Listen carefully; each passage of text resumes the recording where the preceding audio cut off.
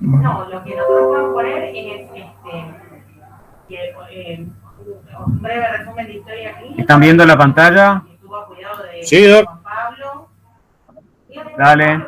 Ahí vamos a empezar. Va a empezar el doctor Lautaro. Ahí le voy a poner el modo presentación.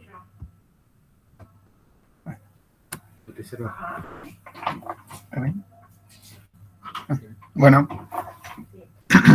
Buen día. Buen día, Doc. Bueno, la charla es de potasio, hipercalemia y hipocalemia. Vamos a empezar por hipercalemia. Los valores de potasio en plasma. ¿Hay gente que quiere entrar? Creo que son una Los niveles de notificación. Sí. potasio.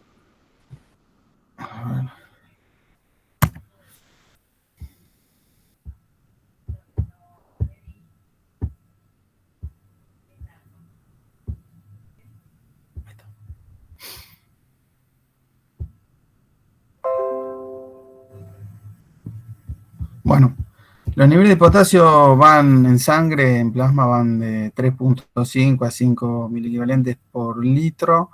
Hipercalemia lo consideramos cuando supera el 5.5 miliequivalentes por litro. Y vamos a empezar viendo lo que es un poco la fisiología del ingreso de potasio al organismo, lo que se denomina balance interno o balance externo, y cómo se regula esto entre el intracelular y el extracelular. El potasio es el principal catión intracelular, la mayor parte está en el músculo, el 98%, el 2% se encuentra en el líquido extracelular. El fisiológicamente importante es el que nosotros medimos en el extracelular. Dieta occidental, ingresan.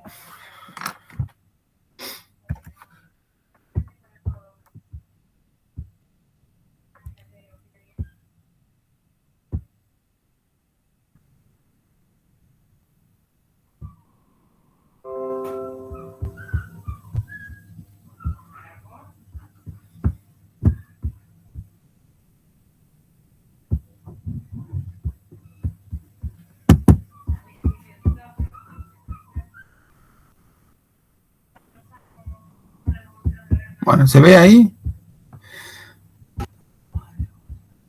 No la presentación, vemos el PowerPoint. Sí. Ahora sí. Dieta occidental, ingresan 100 equivalentes en gramos.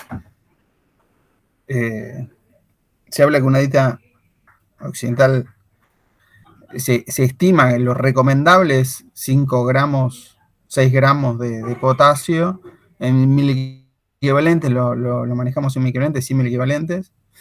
De esos 100 mil equivalentes, más del 90% lo elimina el riñón y el resto materia fecal. Se redistribuye en el intracelular, como hemos dicho, el 98%, gracias a la sodio-potasio ATPasa, que ingresa 2 moléculas de potasio y saca de la célula 3 moléculas de sodio. Y el resto, el 2%, queda en el extracelular. Esto lo hace básicamente las dos hormonas o dos sistemas, uno es la insulina y otro es las catecolaminas a través del receptor beta 2. Eso es lo que se llama balance interno. Cuando uno consume potasio, el potasio ingresa a la célula, primero va feriando tamponando ese aumento que si no sucedería, aumentaría mucho los niveles en sangre. Y después de horas, la orina se encarga de eliminarlo. El balance es neutro en los adultos de potasio. Lo que ingresa, egresa. El potasio se filtra libremente en el nivel glomerular. La mayor parte se reabsorbe en el túbulo proximal a través de una vía paracelular en inglés lo que se llama el mecanismo de solvent drag o de convección, es decir, pasa agua y arrastra potasio en el túbulo proximal, y el resto en el asa de Henle, en el receptor donde actúa la furosemida, que es en el cotransporte sodio-potasio 2-cloro. Por lo que menos de un 10% va a llegar al túbulo colector, y ese menos de 10% es el que va a ser fisiológicamente importante, y es donde se va a dirimir qué es lo que va a suceder con el potasio. Si se va a reabsorber a través de la célula intercalada A, o se va a secretar a través de la célula principal.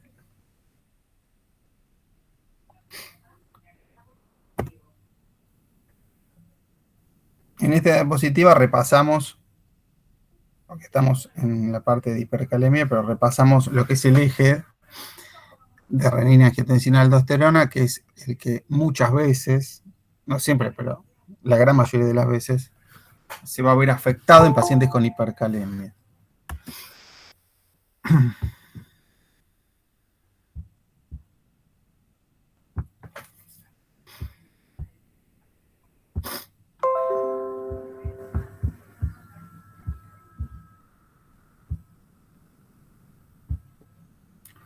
Es decir, cualquier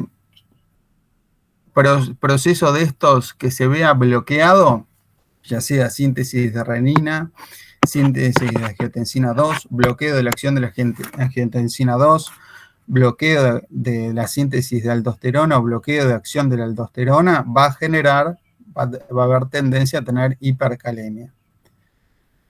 Ejemplos de que no se fabrica renina.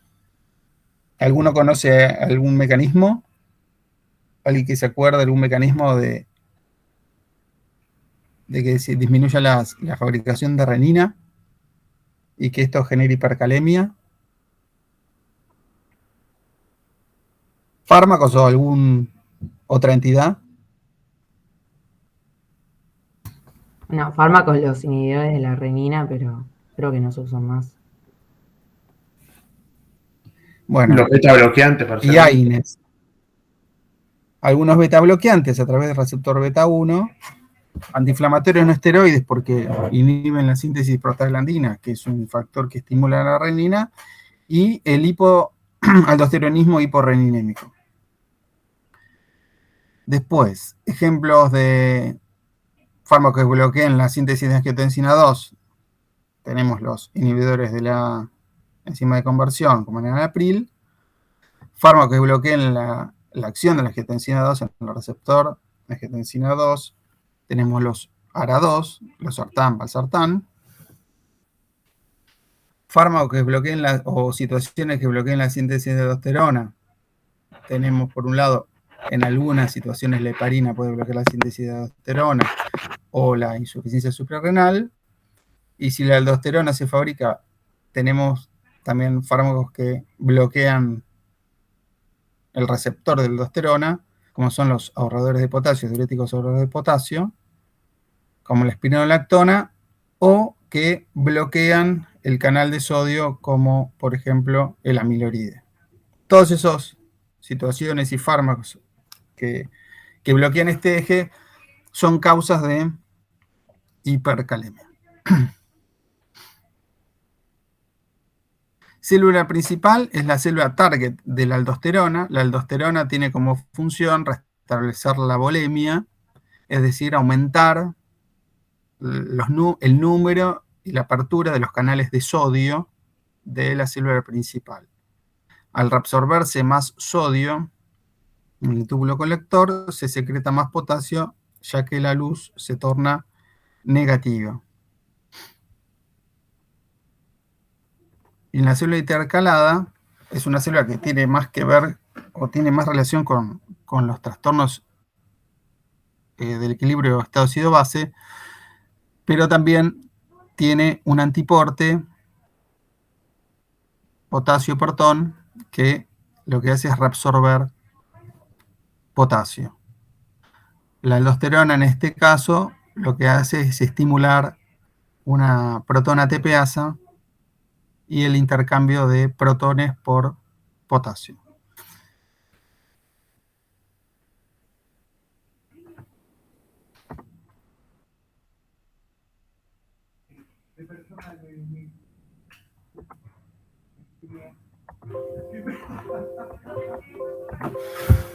A ver.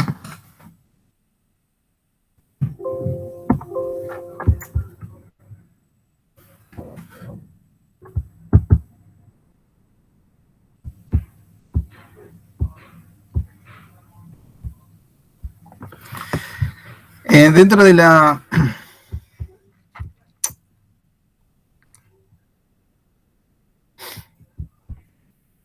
Dentro de las causas de hipercalemia tenemos la pseudohipercalemia, que es una hipercalemia espuria, en donde por una extracción dificultosa o porque la aguja era un calibre demasiado fino, o por un torniquete que generó que salga potasio en el momento de la extracción, o porque se demoró mucho en procesar la muestra, uno lo que encuentra es potasio elevado espuriamente en la muestra.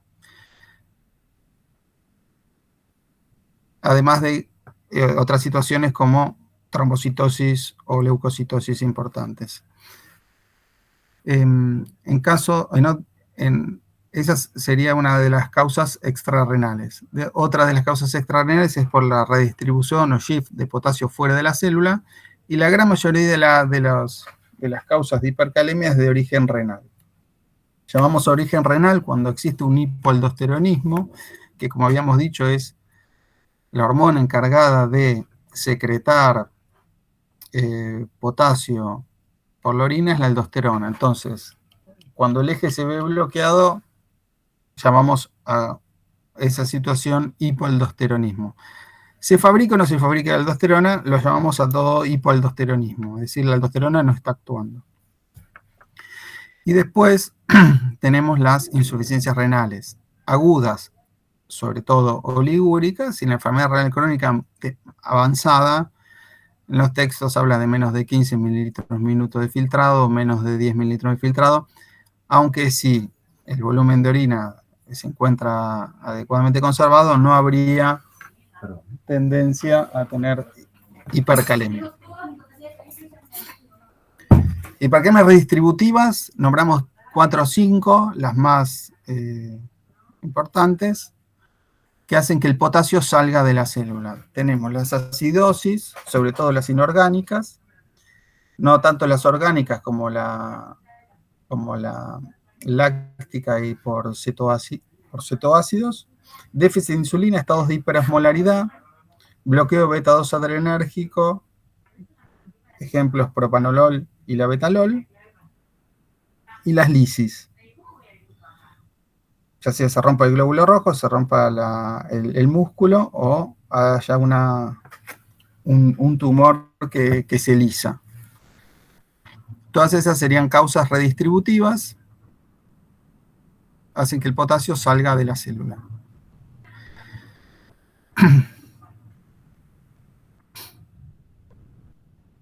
Lo que muestra la diapositiva esta es cuál es el mecanismo que genera, en los casos de las acidosis que llamamos inorgánicas, porque son por cloro, por fosfatos, sulfatos, que se genera hipercalemia, y no tanto en las orgánicas, como el lactato y butirato, donde los aniones en una y en otra se comportan de modo diferente. El anión no acompaña al protón en su ingreso a la célula, por lo que para mantener la electroneutralidad el potasio va a tener que salir en la inorgánica, y en el caso de las orgánicas, el lactato y el beta-hidroxibutirato sí acompañan al protón, por lo que el potasio no va a tener tendencia a salir de la célula. Hipercalemia de causa renal, lo que venimos comentando, ya sea oliguria o déficit primario secundario de aldosterona, o resistencia a aldosterona. Déficit primario, insuficiencia suprarrenal; déficit secundario, hipoaldosteronismo hiporrenímico, fármacos; y resistencia a aldosterona, ponemos los fármacos que bloquean el receptor o que bloquean el canal de sodio en el túbulo colector. Diagnóstico. La clínica se va a dar a nivel neuromuscular, cardíaco. El potasio es el principal catión, como habíamos dicho, intracelular. Es una de las funciones es mantener el potencial de membrana de reposo de las células excitables, por lo que la clínica, tanto de la hipercalemia como de la hipocalemia, lo vamos a ver reflejado a nivel neuromuscular y cardíaco. Debilidad muscular, parálisis muscular, arritmias cardíacas. Va a ser la clínica que uno puede llegar a ver en pacientes con hiper o hipocalemia, aunque la gran mayoría de las veces cursan asintomáticas. El electrocardiograma, cuanto más aguda, más rápida sea la generación de la hipercalemia, más cambios en el electrocardiograma vamos a encontrar. Los cambios que se ven en primera medida es la onda T picuda, ancha y simétrica, el acortamiento del QT, la prolongación del PR, el ensanchamiento del QRS, la ausencia de onda P,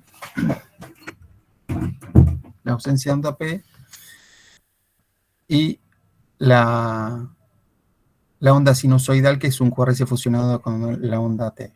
¿Sí? Esos son los cambios, además de que puede haber bloqueos de rama, bradicardias y demás. En el laboratorio lo que nos vamos a fijar es en la función renal, en el estado ácido-base, ionograma plasmático y ionograma urinario. Si un paciente tiene hipercalemia, lo que debería generar el riñón es mayor excreción de potasio, por lo que se considera que debería tener un potasio urinario mayor de 30 miliequivalentes en el día. El gradiente transtubular generalmente no se utiliza. La fórmula es UP de potasio sobre UP osmolar, y normalmente tiene que ser 7 veces mayor el potasio en orina que el potasio en sangre. Sin embargo, en la gran mayoría de los pacientes el potasio urinario va a ser bajo, justificando lo que venimos charlando, que la gran mayoría de los pacientes van a tener un hipoaldosteronismo que refleja la causa de la hipercalemia, o en el caso de tener injuria renal oligúrica, también va a estar alterada la excreción por bajo flujo del potasio. Para descartar causas de lisis pedimos LDH, CPK, ácido úrico, calcio, fósforo, bilirrubina y plaquetas. Y eventualmente uno puede dosar renina, angiotensina y cortisol. Renina, aldosterona y cortisol. En cuanto al tratamiento, lo primero es evitar suplementos, suspendemos los fármacos que interfieren en el eje de renina, angiotensina y aldosterona, y si el paciente en el electrocardiograma le encontramos cambios más allá de la onda T picuda, es decir, un QRS ensanchado, un PR prolongado, un QT acortado, antagonizamos el efecto de la hipercalemia a nivel de la membrana del miocardiocito. Esto lo hacemos con gluconato de calcio, medidas redistributivas de transportar potasio al intracelular, ejemplo, insulina glucosa y nebulizaciones con agonistas beta 2 con salbutamol, y por última medida intentamos eliminar potasio del organismo. Tenemos el tratamiento de gluconato de calcio, la insulina con glucosa, los agonistas beta 2, todas esas, el gluconato de calcio no tiene efecto hipocalemiante, pero sí de estabilizar la membrana del miocardiocito, es decir, cuando uno ve cambios electrocardiográficos importantes, los puede revertir con gluconato de calcio. Insulina glucosa, salbutamol. En caso de acidosis uno puede aportar bicarbonato como un mecanismo de alcalinizar al paciente y generar una redistribución de potasio al intracelular. Diuréticos de asa como la furosemida, y las resinas, que son las viejas resinas, el ricalcio, sulfonato de poliestireno, que se siguen utilizando, que se dan con lactulosa, con un catártico, y que está descrito que la asociación con sorbitol habría que evitarla porque hubieron casos de necrosis intestinal. Y en cuanto a diálisis, sería la opción para eliminar potasio cuando todas las demás medidas fracasan. El paciente no está orinando o está muy acidótico. El potasio no lo podemos disminuir de otra manera, hacemos hemodiálisis. Perdón, doctor, una Hay pregunta. otras resinas. Sí. De las medidas terapéuticas que usted nombró, ¿cuál sería la de primer línea? Sí. Y va a depender de la clínica que uno esté, de lo que esté viendo del paciente. Si es un paciente de consultorio, retiramos un fármaco, por ejemplo. Si es un paciente con una hipercalemia, que no tiene cambios en el electro, que no es tan severa, que no tiene síntomas, retiramos el fármaco que creemos que tiene que ver con la hipercalemia.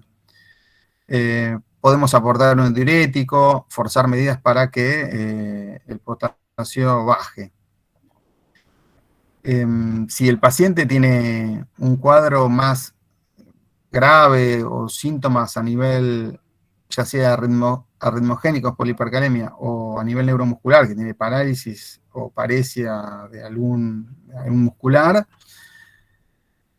lo principal ahí es, las primeras medidas son redistributivas, es decir, salbutamol, y si tiene cambios en el electrogluconato de calcio, intentar que orine el paciente siempre es lo más importante, es decir, hidratarlo si le hace falta o darle diuréticos de asa directamente, son como las 3 medidas, como para iniciar. Y después, si todo eso fracasa, nos queda poner un catéter en una vena, ya sea yugular o femoral, y empezar hemodiálisis. Las resinas en agudo no se utilizan tanto, sobre todo estas últimas que han salido al mercado, que son muy caras y están como, no llevan muchos años, pero tendrían un efecto de intercambio iónico más o mejor que las anteriores, que las que nombramos como el RIC calcio, que es el patiromer y este zirconium ciclosilacat, ZS9, que son fármacos que están circulando como para a los pacientes que requieren tener el eje renina-angiotensina bloqueado, que son muchas veces diabéticos o pacientes con enfermedad coronaria, y donde la hipercalemia es un problema, darles una resina no en la situación aguda, sino ya más para mantenimiento de una hipercalemia crónica. El patiromer intercambia calcio por potasio y la otra resina sodio por potasio, a nivel colónico.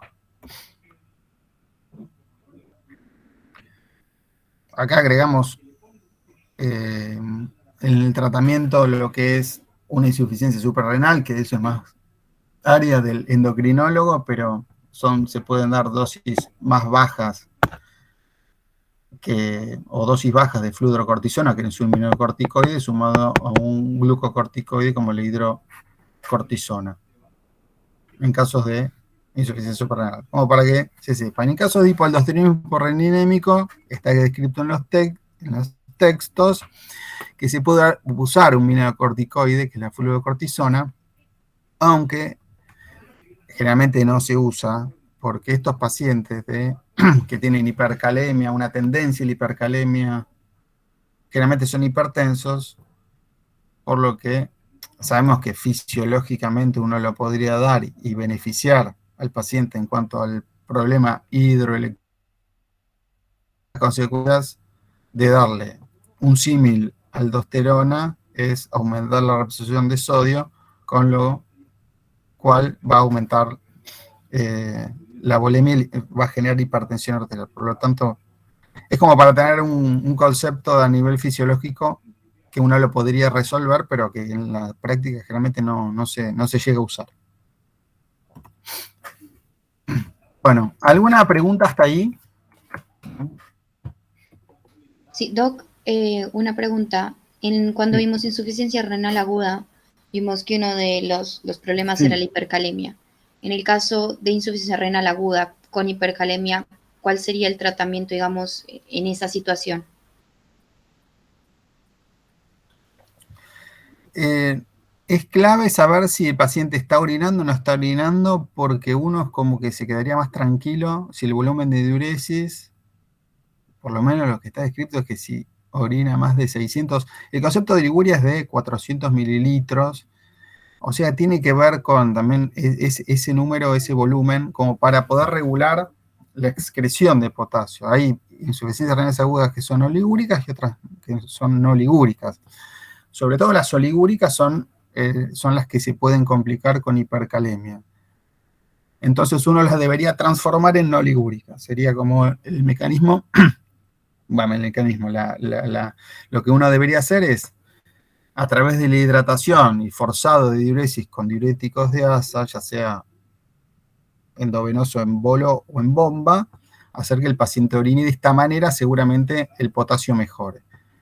Si hay refractariedad a la bomba de furosemida, el tratamiento que se realiza es hemodiálisis de urgencia en un paciente con hipercalemia que no orina. ¿Sí? Sí, se entendió. Bueno. Hipocalemia conceptualmente es menos de 3.5 miligramos por litro.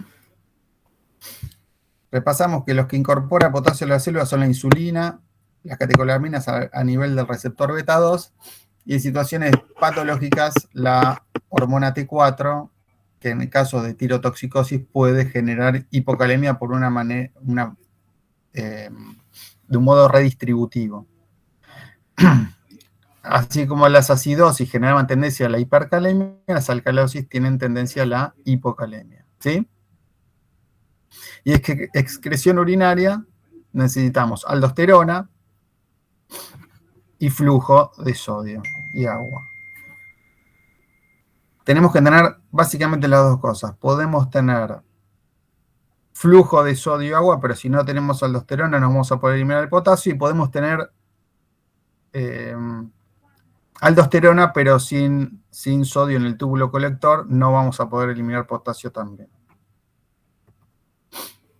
Y ahí va la pregunta un poco de lo que vamos a comentar, que es, si uno consume una dieta rica en sodio cloro, en sal, va a aumentar el sodio a nivel del túbulo colector, ¿sí? Porque pasa más, se va a tratar de desembarazar el riñón, va a absorber menos en el túbulo proximal. Y este aumento de sodio en el túbulo colector no genera una mayor secreción de potasio, como habíamos dicho. La pregunta es por qué la secreción de potasio permanece constante en una persona que come sal.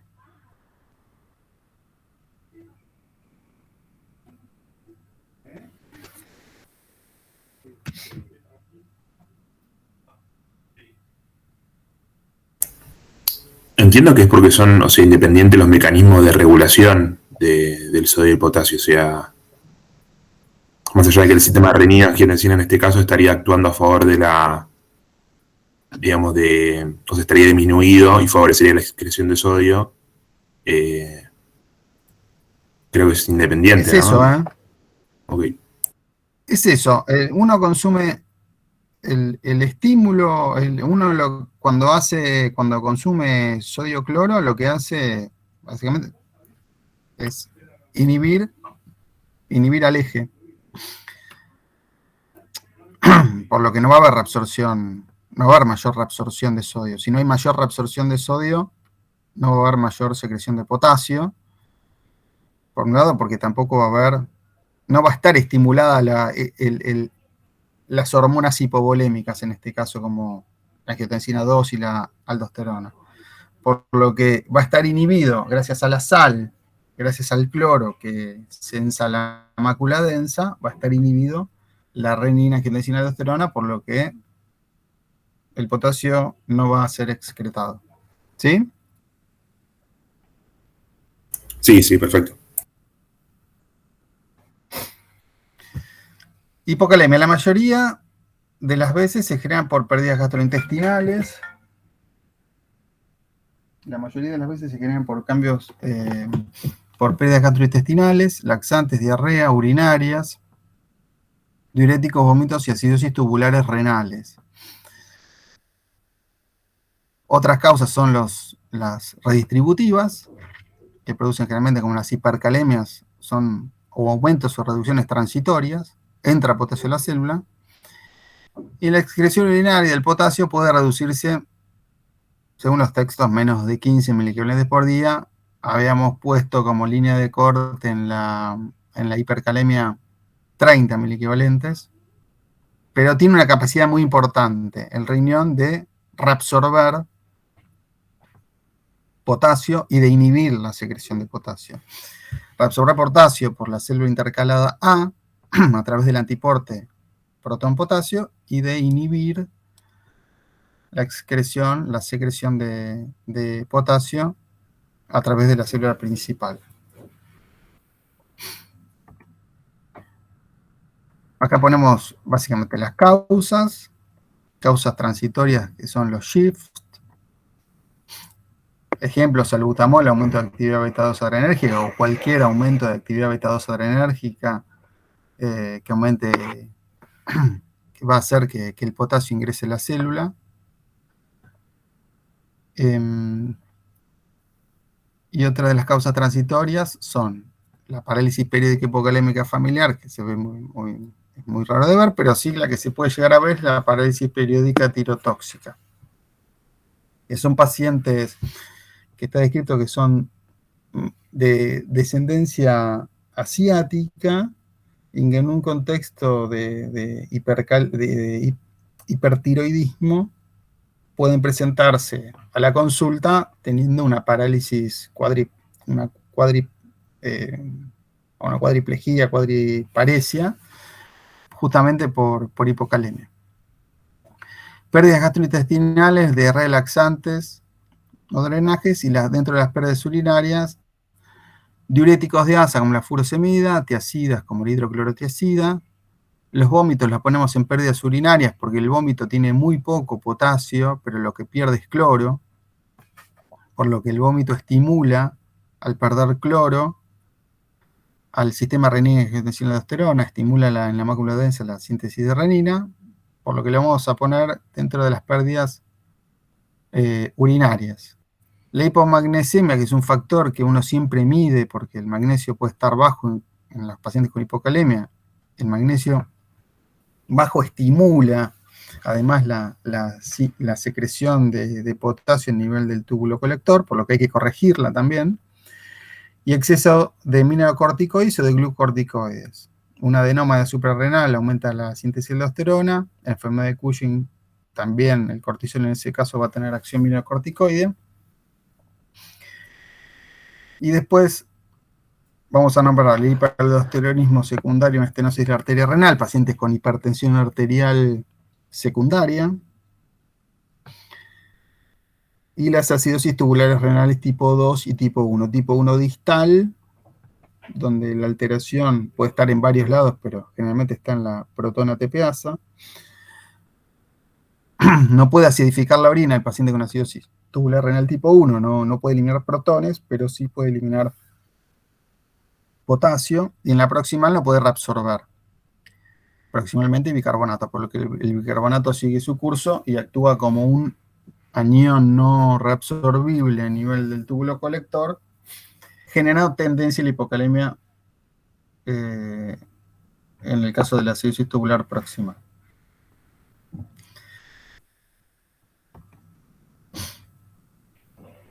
Bueno, esto ya lo habíamos nombrado. Esto es lo que sucede cuando un paciente concurre con vómitos. Generalmente el vómito tiene poco, lo habíamos dicho que tiene poco potasio, pero sí tiene mucho cloro y mucho protón, por lo que uno pierde carga ácida. Y el bicarbonato, que normalmente llega a nivel del duodeno vía secreción biliar, no se encuentra con la carga ácida, por lo que no va a ser secretado al tubo digestivo y va a quedar en circulación. ese bicarbonato. Ese bicarbonato se va a filtrar y va a actuar como la acidosis tubular renal tipo 2, va a seguir, va a aparecer en el túbulo distal. En el túbulo distal va a ejercer este efecto por eso ponemos que tiene bicarbonato alto a nivel de orina. El bicarbonato alto a nivel de orina va a generar, como tiene una carga negativa, que lo sigue el sodio, que lo sigue el potasio, ¿sí? Y ahí ponemos sodio y potasio elevados. Esos son los primeros días. Después, el bicarbonato va a poder ser reabsorbido después de un tiempo. Lo mismo que sucede en la acidosis tubular renal tipo 2, en donde caen los niveles en sangre, pero se reabsorbe en su totalidad el bicarbonato en el túbulo proximal, lo mismo que acá en el vómito, y lo que vamos a encontrar es ya no vamos a encontrar bicarbonato en la orina. Eso es lo que sucede ya después de 3 días de vómitos, en donde uno va a encontrar un pH urinario no alcalino, un pH urinario ácido, lo que se llama acidura paradójica. Paradójica porque una persona, un paciente con alcalosis metabólica, lo que debería tener que hacer el riñón es justamente desembarazarse de ese bicarbonato. Bueno, en el vómito pasa eso. No aparece bicarbonato después de unos días y tampoco va a estar acompañado ni de sodio ni de potasio. Sobre todo en los primeros días hay pérdida de potasio, y en lo que tenemos que mirar en las alcalosis metabólicas es el cloro en la orina. Que no sé si han tenido alguna... Sí. Perdón, una consulta. Esto es entonces, ¿por qué? O sea, lo que está tratando de mostrar es por qué en lo agudo, en un contexto de un paciente que vomita y se produce alcalosis metabólica, ¿por qué se produce hipocalemia, digamos? Exacto. Ok. La hipocalemia en el vómito es por estímulo del sistema de renina y por bicarbonaturia al principio. Perfecto. No por pérdida de potasio por el vómito. Claro, perfecto. Bueno.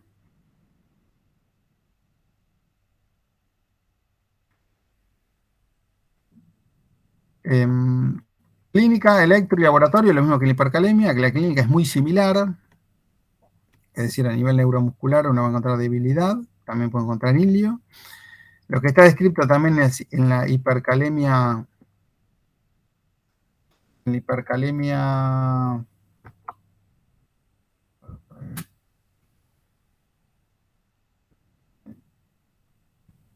Lo que está descrito en la hipercalemia, en la hipocalemia crónica es que puede estimular a nivel renal vías del complemento y generar nefritis tubulointersticial crónica. Es decir, es una de las causas también de diabetes insípida nefrogénica, diferente a la hipercalemia como concepto. Después a nivel neuromuscular es muy inespecífica y lo que genera es debilidad muscular, parálisis, similar a los pacientes con hipercalemia. En nivel electro, lo que vemos es, en vez de onda T picuda o onda T aplanada, depresión del segmento CT, onda U, que es una onda que aparece después de la onda T, prolongación del QT, bradyarritmias y otras arritmias más. A nivel del laboratorio, lo importante es la hipercalemia, que quizás es un tanto diferente los pacientes con hipocalemia, diferente a los de hipercalemia, es que la gasometría nos va a ser de mucha utilidad, además de la tensión arterial. La gasometría, vamos a ver que el equilibrio ácido-base sea normal o que haya acidosis o alcalosis, ¿sí? Y después el potasio urinario, que nos va a mostrar si tiene más o menos de 30 miliequivalentes por día, 15 miliequivalentes por litro, ¿sí? Para saber si las pérdidas son por tubo digestivo o extrarrenales o renales. ¿Por qué es importante la gasometría? Porque En el caso de que uno encuentra una hipocalemia en contexto de alcalosis, pensamos en qué. ¿En qué causas se les ocurre que puede tener un paciente que tiene potasio bajo y alcalosis metabólica? Y una la que nombró antes, el vómito, por ejemplo. Vómito. ¿Otra? Diuréticos, por ejemplo. Diuréticos de aceite acídicos, y algún estado de hiperaldosteronismo que también puede generarlo. Hiperaldosteronismo primario o secundario. Muy bien. Y si tenemos acidosis y un paciente con hipocalemia.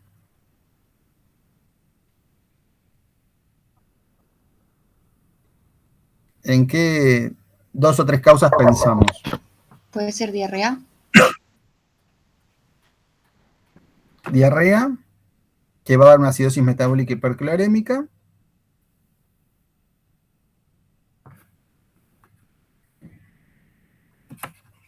Y las acidosis tubulares. ¿Sí? Sí, perfecto. Acidosis tubulares renales, diarrea. Casos de acidosis. Y casos de alcalosis, vómitos diuréticos. Ahora, también es importante saber qué tensión arterial tiene el paciente. En el caso de encontrarnos con un paciente con hipertensión arterial, hipercalemia, vamos a orientar hacia un estado, o vamos a pensar que el paciente puede tener un estado de hiperaldosteronismo, ya sea primario o secundario. Primario, un adenoma que fabrica aldosterona en el suprarrenal, y secundario, una estenosis bilateral de las arterias renales. Por lo que la tensión arterial nos va a ser útil en los pacientes con hipercalemia para poder llegar a diagnosticar hipertensiones secundarias, por ejemplo. ¿Sí?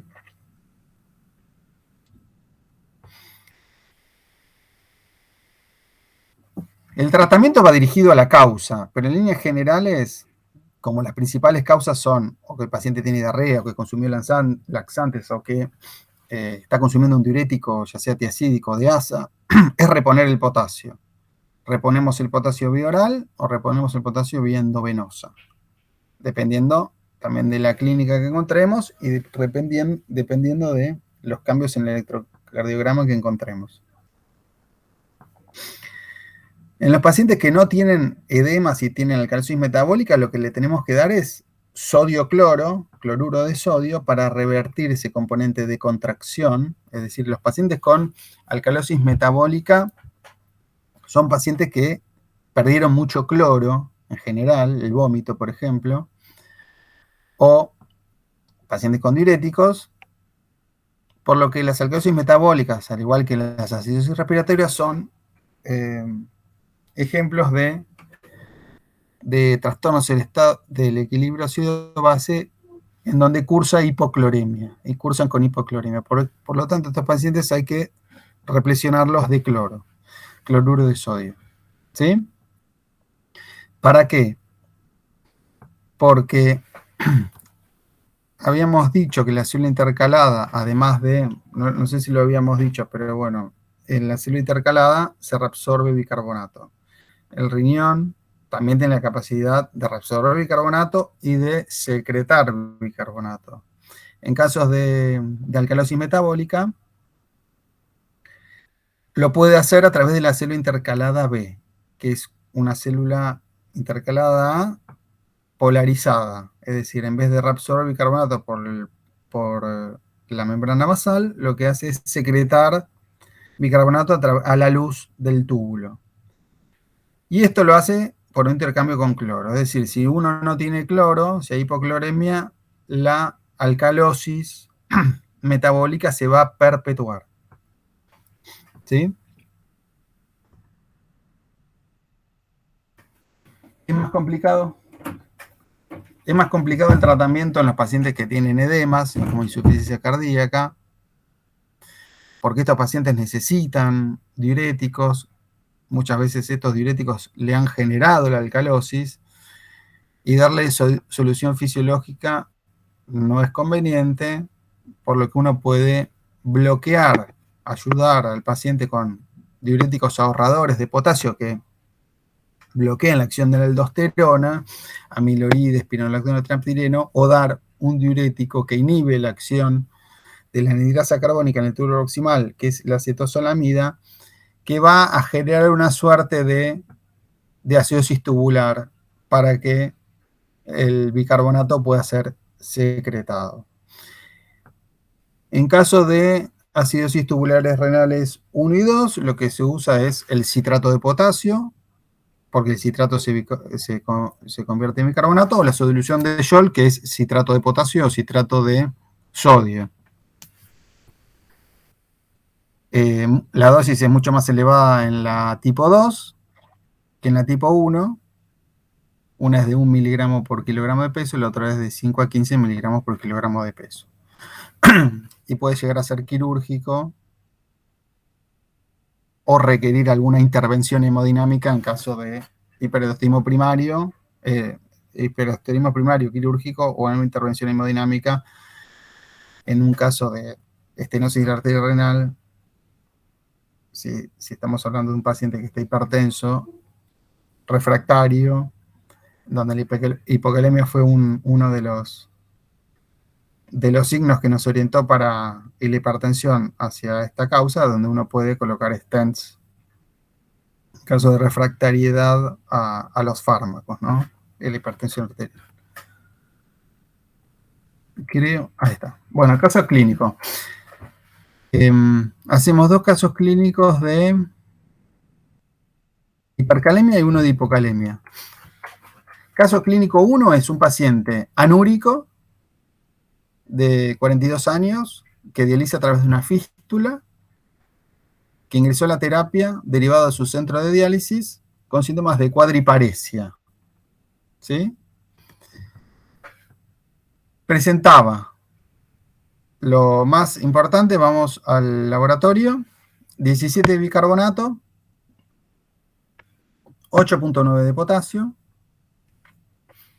glucemia normal o glucemia 1.8 y un pH de 7.26. Cambios en el electrocardiograma, como un PR que está en el límite 0.2, un QRS ensanchado de 0.16 y ondas T picudas. ¿Qué harían?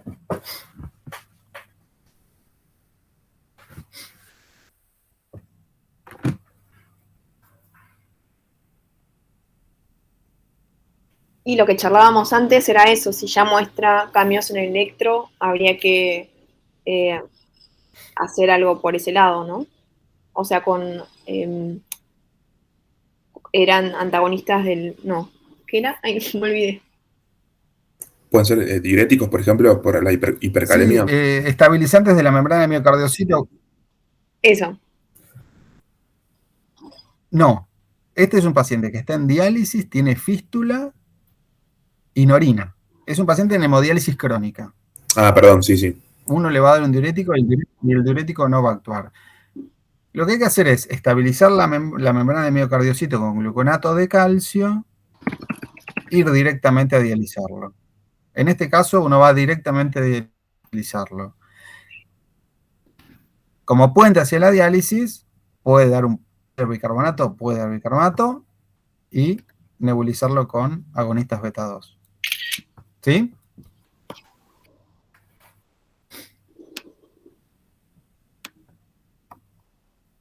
Bueno, vamos al otro. Este tiene múltiples causas para tener hipercalemia, y lo interesante es que vayamos viendo cuáles les parece a ustedes.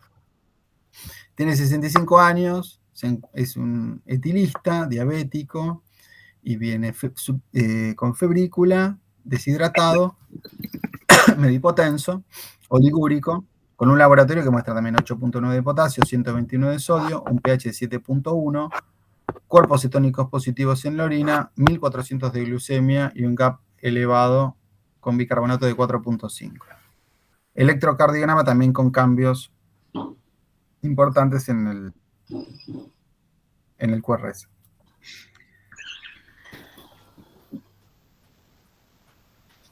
Se me ocurre una cetoacidosis Si uno- diabética que pudo haber dado una hipopotasemia, digamos. Sí. Como este es un ejemplo de hipercalemia, ver qué les parece a ustedes dentro de una o múltiples causas que encuentran que justifiquen tener un potasio de 8.9. Que las podemos nombrar. Puede ser un Una, diabético que oligúrico. esté ya en una situación con déficit de insulina, entonces no puede estimular también la entrada de potasio a la célula. Excelente. Entonces, tenemos causas: déficit de insulina, oliguria, estado hiperosmolar, y si bien no lo genera, porque ya se acuerdan que vimos que las acidosis orgánicas no tenían tanta tendencia, una acidosis la podemos poner como tendencia a la hipercalemia. Entonces tenemos varias causas. Tenemos déficit de insulina, estado hiperosmolar y un paciente que no orina. El estado hiperosmolar lo que hace es sacar agua de la célula y esa agua arrastra potasio. Déficit de insulina, principal causa, oliguria y estado hiperosmolar. Y si le quieren agregar la otra, acidosis. ¿Estamos? Sí. Y este caso 3 es una paciente en donde uno le toma la presión en un consultorio, nota que tiene que no recibe medicación y tiene 150-100, y lo que encuentra es que tiene 3.1 de potasio,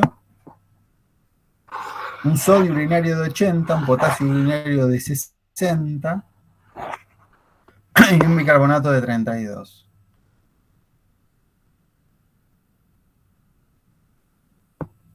También puede haber múltiples causas acá.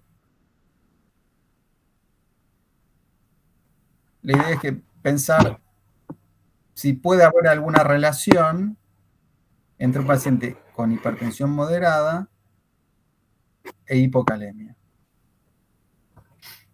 A los fines de qué le pediría a uno, en qué pensaría, ¿no? Es un poco lo que veíamos antes con hiperaldosterona. Exacto. Pensamos que la paciente está cursando un cuadro de hiperaldosteronismo, por lo que uno puede pedir imágenes de renal y suprarrenal, puede medir renina, aldosterona, eventualmente cortisol también, y puede hacer imágenes de las arterias renales. ¿Sí? Además, que uno puede pensar que la paciente no nos comentó que toma un diurético por X causa y que puede ser una hipertensión esencial, que consume un diurético por X causa, que le puede dar el cuadro que vemos que es una alcalosis metabólica con hipocalemia. ¿Sí? Bárbaro. Sí, sí. Bueno, creo que ya estamos. No hay otro caso más. Doctor, me quedó la duda Como resumen, es importante. Me quedó la duda del caso 2 y el caso 3, ¿cómo lo trataríamos? Sí. Perdón. En el caso 2 le podríamos dar insulina. No, este no es un caso, este último no es un caso como para tratar, pero básicamente, sí, ¿cómo lo trataríamos? Primero hay intentar estudiar y después, en este caso, uno puede darle directamente un ahorrador de potasio, lo puede hacer. Nos vamos a quedar con la duda después qué es lo que le estaba pasando, y si no, darle potasio bioral, cloruro de potasio. Mejorarle el potasio bioral, aportarle potasio, en este caso, ¿no? Bien. Prescribir, sí. En el 3, digo. Claro. Salimos del paso dándole potasio, recitamos, estudiamos y vemos a ver cuál es el motivo. Pero sí, mejoramos el potasio dándole cloruro de potasio, vía oral. Bien. ¿Y en el caso 2? Y en el 2, en el caso 2, lo tengo, el paciente que está boligúrico es hidratación a través de vía central, ver cómo está, podemos medir vena cava para ver cómo está la volemia, es decir, hidratar al paciente, ver si con eso responde el ritmo diurético, para pasar de un paciente que esté quizás prerrenal o una situación ya de necrosis tubular aguda, forzarle la diuresis con diurético, solución fisiológica, y aportarle el tratamiento de la citoacidosis diabética. Si está, en este caso tenía febrícula, cultivos, antibióticos, ver dónde hay un foco infeccioso y darle insulina. Bicarbonato, por lo general, con estas medidas que uno hace, no se necesitaría, pero básicamente es insulina, que se aplica endovenosa, bueno, es el tratamiento de la cetoacidosis diabética, hidratar para forzar diuresis. Si uno al paciente le mejora la calemia con estas medidas, que seguramente mejoren, porque si el paciente con estas medidas no llegara a orinar, muchas veces estos pacientes pueden terminar dializando porque ya han generado una necrosis tubular aguda que uno no la puede revertir por la severidad y no puede hacer que orine, pueden terminar dializando. Pero básicamente es hidratar, diuréticos de asa e insulina. Bueno, gracias. Obviamente que siempre, y está a la mano, los agonistas beta 2, que es el salbutamol, se utilizan en casos de hipercalemia. Bueno, ¿algún otro comentario, alguna otra pregunta?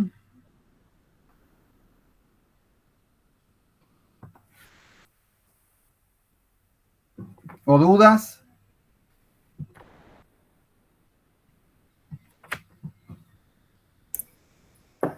Muchas gracias, Doc.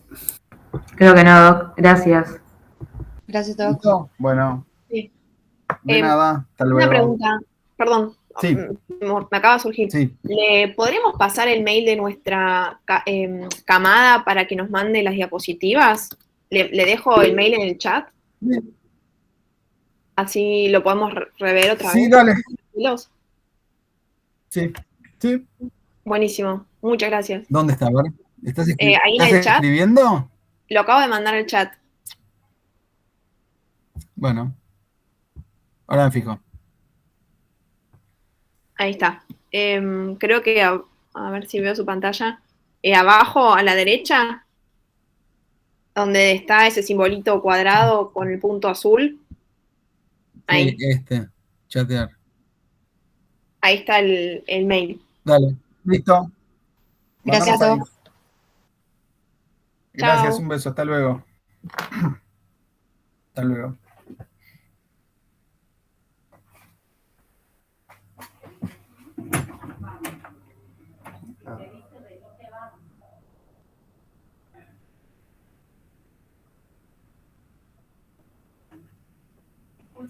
Escúchame, ¿y si la vemos por privado una vez? Bueno, pero todo tenés que usar conmigo.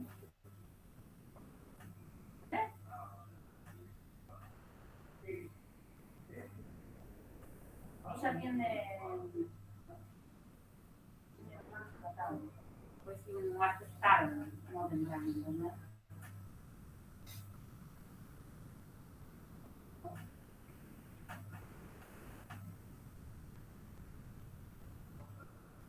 No, me parece que lo juegan. Bueno, vos. Sí, pero ella tiene a la mañana en un lugar, a la tarde en otro. Por eso me parece que atiende a la mañana en otro lugar. Yo lo que te quiero decir, está bien, yo lo que. Vos no tomás más el aciclovir, ¿no?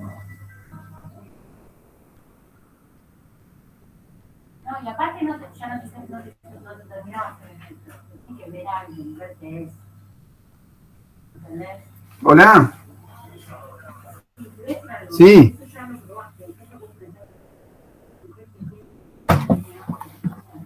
Sí. Bien. No te vas a hacer tomar. Tenés que tomar un poco más de calcio. Ya pasó un mes y no hay solución. Es momento de que Sí, me dijo, de 13 años. un médico, podemos ir con privados, no necesitas vincularte, ¿entendés? No tenés por qué pasarla mal, pero me parece que hay que No. Me dijo que está tratada con corticoides, que no está orinando. Todavía me imagino que no deben saber qué es lo que tienen, pero que le pasaron corticoides y que necesita diálisis. Aparte de lo que sea que vos tenés, tienes un tratamiento. Y piensa que es el crónico, que ahora no vamos a empezar,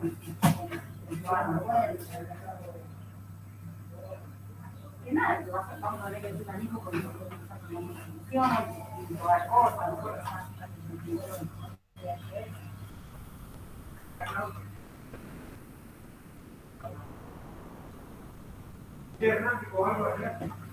Está bien, pero gracias a que estás mejor con tu corazón, decidí seguir en ese camino. Dale, manda un mail. Chao.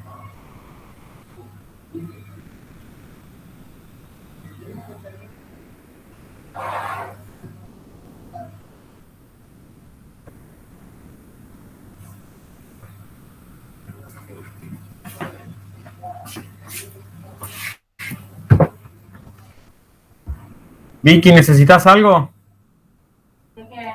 de tu charla, de tu clase de hoy? No, no encuentro la...